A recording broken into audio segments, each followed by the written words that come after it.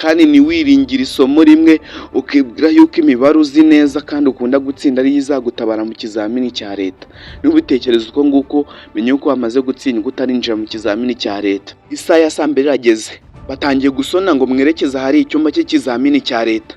Mu kizamini cya leta si abantu bose binjira bafite igisubizo ku kibazo cyose bayoze kubazwa kuri kopi, ariko buri wese yinjira afite amahitamo agera muri abiri. Uyu munsi reka tuvuge ku kintu gishya gisa nk'igisubizo ariko kigasa nk'imbunda yo kwirasa. Icyo ngicyo ni ugukopera. Ninde utarigeze atekereza kuri iki kintu? Ninde utarigeze kumva amajwi amushuka amubwira ati banza urebe uko mugenzi wawe yabyanditse, cyangwa ngo banza ufate telefoni usacingeho gatoya urebe ukuntu baza kuguhereza, kandi sa mugenzi wawe icyo ashobora kugufasha ahantu utari kubyibuka neza. Ariko ibyo byose bishaka kuba intangiriro yo gutsinda cyangwa gutsindwa kino kizamini cya leta cy'umwaka wa 2025. Hano ku kizamini njye mwana ni Karusita Mutabazi, ucyagiye akanasasura y'ubufungura inzogera kugira ngo ujye ubona amakuru kandi n'inama zagusindagiza mu kizamini cya leta ukagisohokamo wemye. Iyo ukoresheje aya manyanga kugira ngo utsinde uba wemeye yuko ubugambanyi buruta ubwenge, kandi iyo wigishije umutima wawe ubwoba kurusha agaciro n'ubushobozi wifitemo, ibi nabyo uba ubaye umugambanyi w'ubwonko bwawe. None se ni iki wowe wubaka ku kinyoma? Niba impamyabumenyi yawe ituruka mu gukopera uzaba inkoma amashyi mu buzima bwawe bwose.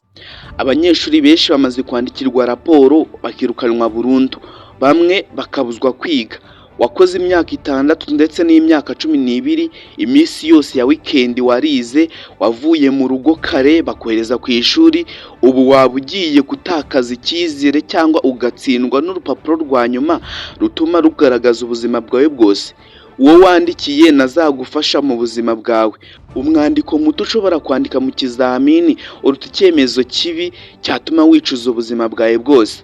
Fata umwanzuro wo wirinde gukopera mu iki kizamini cya leta, kuko multiple choice nta muntu uyikopera, kandi section A ni multiple choice, hanyuma section B ni open question, kandi iyo open question ibishingiye kuri ibyo bibazo mwacuzinze muri section A. Iyo ukoresheje amanyanga yo gukopera, abanyeshuri cyangwa bagenzi bawe ntibakikubonamo nk'icyizere kirambye. Ababyeyi bawe bakibimenya bagufata nk'umuntu utaringira akamaro. Abarezi bawe bakababazwa nuko bakutayeho umwanya bakwigishije ariko nyuma ukaza kubatenguha. Ukwiye gutsinda ku bw'izina ryawe n'imbaraga zawe n'ubwenge bwawe. Niyo watsinda nabi ariko ntacyo bitwaye, uri intwari y'ukuri. None se gutsinda iyo byatuma utsinda neza ugasohokana amanota menshi ariko utabikuye mu buryo bwiza nk'ubu ngubu, menya yuko urimo uragambanira ubwonko bwawe. Kwifata no kwanga amanyanga niko kubaka ubuzima bwawe n'icyizere cy'ejo hazaza. Niyo nacyo waba wize kinini, kwizera ubwawe menya yuko waba uri inyangamugayo kandi intambwe ya mbere uteye niyo yatuma utsinda. Kuko igihe wizeye yuko uza gukopera n'ibyo wize byose nta kintu biza kukugirira akamaro, ahubwo iyo isaha y'ikizamini igeze ibyo wize byose urabyibagirwa ahubwo ukibwira yuko uri buze gukopera. Hari abanyeshuri binjira mu cyumba cy'ikizamini bizeye bagenzi babo yuko bibuze kubakopeza, ariko mugenzi wabo yajya ku kizamini akihugiraho ndetse nabonye umwanya wo kumwitaho. Hanyuma bigomba kubihindura nawe watekerezaga gukopera muri iki kizamini cy'umwaka wa 2025. Gukopera mu kizamini cya leta si igisubizo, ahubwo ni imbunda yo kurasa ndetse no kwirasaho ubwawe, ikagukomeretsa ako kanya ariko ugasigarana igikomere cy'iteka ryose, kubera yuko ugifatwa nta gushidikanya ni zero. Hari abanyeshuri muri uyu mwaka tuzi basibiye kubera yuko bafashwe bakopera, ndetse n'ibizamini byo baba barakoze neza byose bigahita bipfabusa. Ariko hari n'ibigo byose tuzi byakopeye hanyuma abanyeshuri bose promotion yose igahita isibira.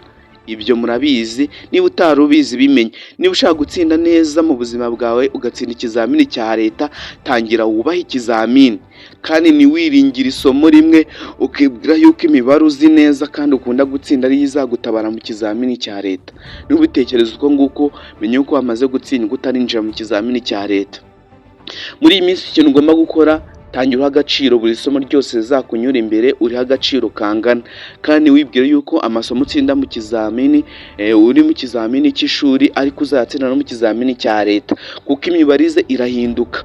Ushaka kwizera yuko uzatsinda biology wagerayo ahubwo ugatsindwa na biology. Ikintu ugomba gukora ni uguha agaciro amasomo yose azakunyura imbere. Ntukemere ko iyi kinamico y'amanyanga igomba kuguhindura uko wapanze ibintu byawe nuko ugomba kubisubira. wowe urashoboye, urusha amanota ibinyoma. Ikindi kandi kanda subscribe hano ku Kizamini kugira ngo ujye wiga ikintu gishya buri munsi. Komeza ube inyangamugayo, umusaruro wawe si uzagutonesha, ahubwo indangagaciro yawe nizagusora mu kizamini kandi ikakwinjiza no mu buzima busanzwe uri inyangamugayo kandi uri umuntu w'agaciro. Njye mubana ni Christ Mutabazi, reka tuzigura mu kanya tureba ikindi kintu gishya, kandi iyi video niyo wakuyemo ikintu gishya jya usiga ukanze like, usige comment ya video tuzakoraho ubutaha. Ndagushimiye cyane, reka tuzigura mu kanya.